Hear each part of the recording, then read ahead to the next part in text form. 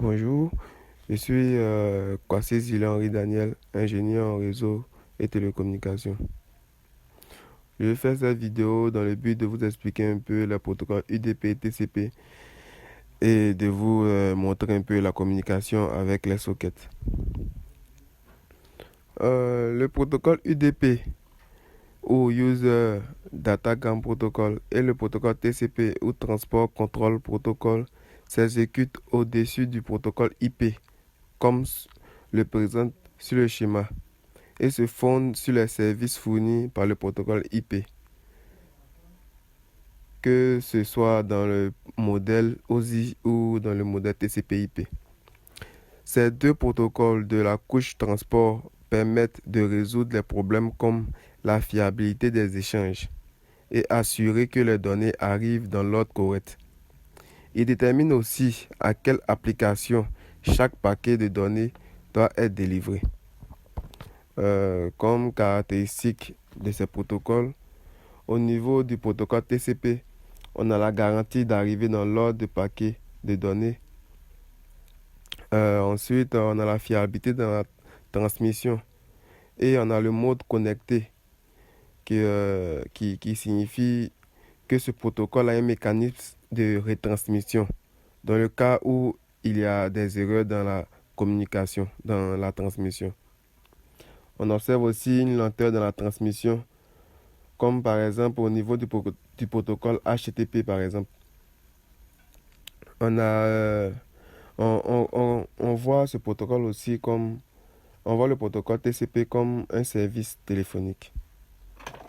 Au niveau du protocole UDP, on a comme caractéristique l'arrivée dans le bon node non garanti. On a la non-fiabilité des transmissions ou, et aussi le mode non connecté qui signifie que ce protocole n'a pas de mécanisme de retransmission lors d'une erreur.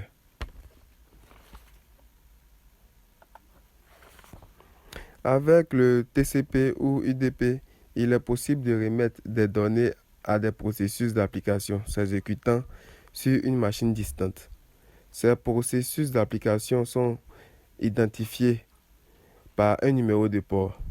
La combinaison donc entre une adresse IP et un numéro de port est appelée socket. C'est le point de communication par lequel un processus peut émettre et recevoir des informations. La combinaison de deux sockets définit donc une connexion TCP ou un échange UDP. Ici, sur le schéma, on voit d'un côté une fusion de ports et d'une adresse IP, et de l'autre côté, le même processus qui fera une combinaison de deux sockets pour créer une connexion TCP.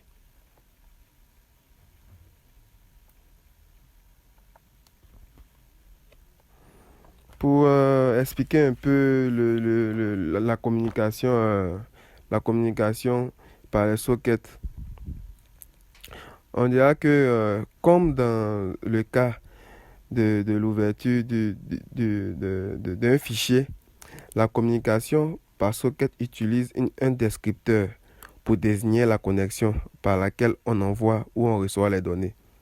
Ainsi, la première opération à effectuer consiste à appeler une fonction créant un socket et retournant un descripteur identifiant de manière unique la connexion. On observe deux types de communication avec un socket. On a le mode connecté TCP qui est défini par le schéma suivant. Pour expliquer un peu le schéma, on a la fonction socket au niveau serveur et client qui permet la création de sockets. Ensuite, on a la fonction band au niveau serveur qui spécifie le type de communication dans notre cas ici TCP. Ensuite, on a la fonction listen qui permet de placer le socket en mode passif, c'est-à-dire à l'écoute d'une connexion. Ensuite, la connexion venant par le client,